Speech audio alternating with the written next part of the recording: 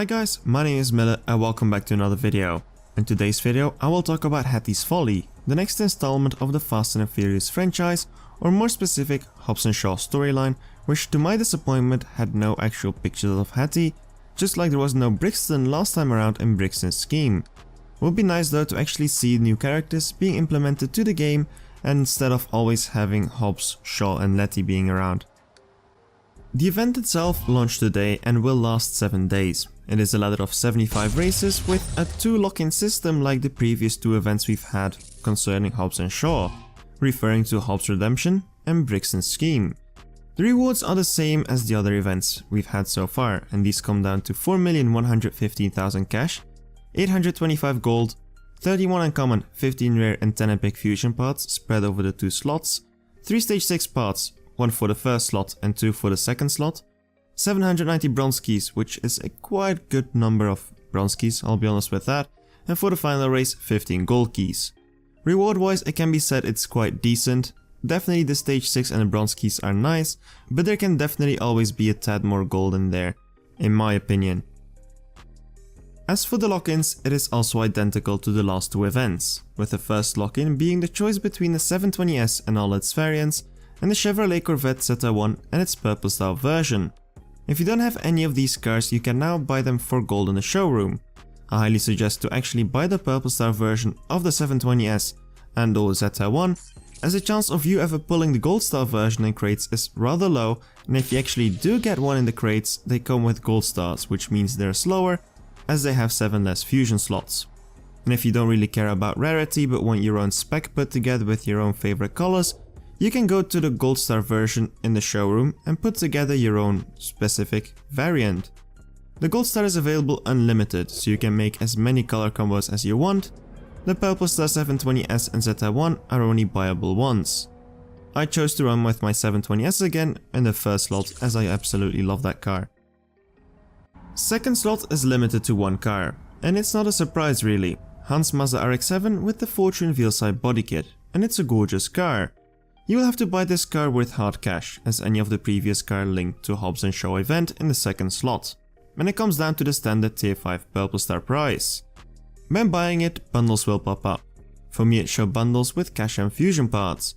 I think if you guys want to sell more cars with bundles, I'd suggest putting 1 or 2 stage 6 parts in there rather than uncommon fusion parts, as I already have an entire fleet of them and stage 6 parts would actually interest me more to invest in. If you don't have the ZR1 or the 720S for the first slot, you will see slightly different screen, where you get car bundles. Here you can either buy the RX7 with any of the 2 other purple star cars, or with both if you want to. If you don't have the gold, this is a cheaper option, making it more worthy bundle in my opinion. But for me it was enough to just buy the car, and I do not regret it at all. It is gorgeous and it's perfectly copied into the game from the real life version of the car. The body kit somehow changes the entire look of the regular Mazda RX7, and the simple two-tone makes it playful yet artistic in some weird way. Definitely one of my favorites from Tokyo Drift. Performance wise it is the fastest JDM, with times running up to 7.7 and perhaps high 7.6s. Now onto the crates, and this one will be my only complaint in this video, as the rest is good, making it a quite enjoyable event. The crates give a free crate every 2 days, and loyalty is 10 crates. On a 7-day event this means you'll get 4 free crates and you will be forced into buying 6 more crates to get loyalty stage 6 part. That is 27 euros, more than the value of the car, and there is a chance you'll get a crate like this if you pay, giving you 4 uncommon fusion parts and a rare one, making it a literal waste of money, as I have plenty of uncommon fusion parts already laying around and some rare ones as well.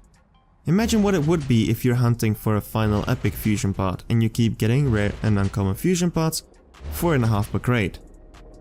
When crates are hard cash, the drop rates on rarity should definitely be increased, and 1 free crate every 2 days with 10 loyalty is kind of ridiculous. Hell did such a great job with the Pagani event. Every day a free crate, 7 loyalty, 7 days is what it would suit for everyone's needs. I'm not gonna buy 6 more crates with a high chance of getting 5 useless parts each crate, spending money on fusion parts I'll never use, and literally a lot of money, 27 just to get a stage 6 part.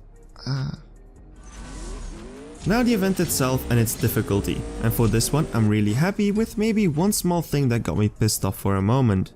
So the McLaren 720S first. You get a stage 6 part after beating a speed trap race, which is fairly doable, and then the final time is on race 60, which can be reached with the RX7 not even being fully fused on stage 4, so there should be no worries of the Mazda hampering progress. The hardest race for the 720S in the first slot comes down to a 9.557. This again is very doable as it's a car which has been in game for such a long time, and it does not require a mad amount of stage 6 parts compared to the 8.2 of the Barchetta event, which was, by the way, the first ever event that I didn't even complete. For the Mazda you get 2 stage 6 parts, and I got dupes. How could you have guessed it? This kinda got me mad as it cost me a fair amount of gold to speed up deliveries and to transfer fusion parts, but I still got a buffer left, so I'm not too upset about it. I got the intake stage 6 twice, which is slightly disappointing knowing that I won't hit loyalty, making this probably the only stage 6 part I'll have, as only 3 free crates are remaining for me. With this one stage 6 and almost having it fully fused, I'm missing 3 more epic fusion parts, I was able to beat the second to last race to get onto the final one.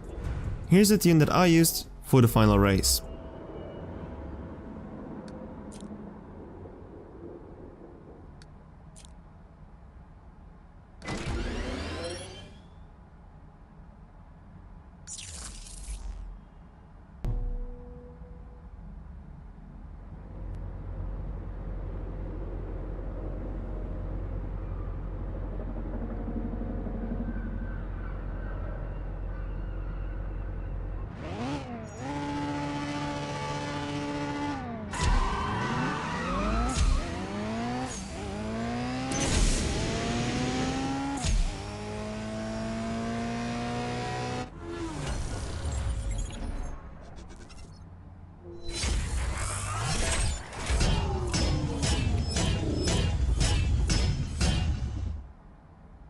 So as you can see, I was not fast enough, but I was close. If it weren't for the dupe stage 6 parts, I would have without a doubt been able to beat the final race and get the extra gold keys. And again, I would like to ask, what is the point of duplicate stage 6 parts if the car can only be bought once? Why not make it for paid cars exclusive, that stage 6 parts can never be dupes? Crates are supposed to not give any duplicates, I've heard, for the RX7, but am I spending 27 bucks to get 15 gold keys? Not really, so let's just hope the free crates give me something good to play with. Long story short, the combination of this difficulty level, with maybe slightly harder 9.3 rather than 9.5, and the crates on the Pagani would have been the perfect event. Like, if you would merge those two together, I think it would really be a success. The Pagani event was too hard, but crates were amazing. Now the final times are amazing, but the crates are ridiculous. Also, props to the difficulty build-up throughout the races was a lot more enjoyable compared to the Pagani event where it was just constant jumps up and down. Now what is next? I expect in 2 to 3 weeks time the 4th installment of the series for the DAMD Mitsubishi Evo 7 from Too Fast Too Furious. That one will be slightly harder as Mitsubishi fusion parts are less common to drop. After that it is still uncertain what will happen. Is it going straight to the finale for the Supra, where you will have to use all 4 cars, or will there be a 5th car being the F-Bomb Camaro, which has been in the files since 2.4? I think there will be a 5th event for the F-Bomb, just like the ones we've had so far, and then after that the finale as well in 2.7, but only time will tell. I think I've said it all for today. Another late video, but it cost me a lot of gold. Time to save up now as I could run out soon. My dummy is still banned, so I couldn't run on there sadly, so I had to do everything with my main account. Anything for the sake of the video. Anyways, if you enjoyed the video, don't hesitate to leave a like, subscribe for more content like this. My name is Mille, see you around, and keep racing.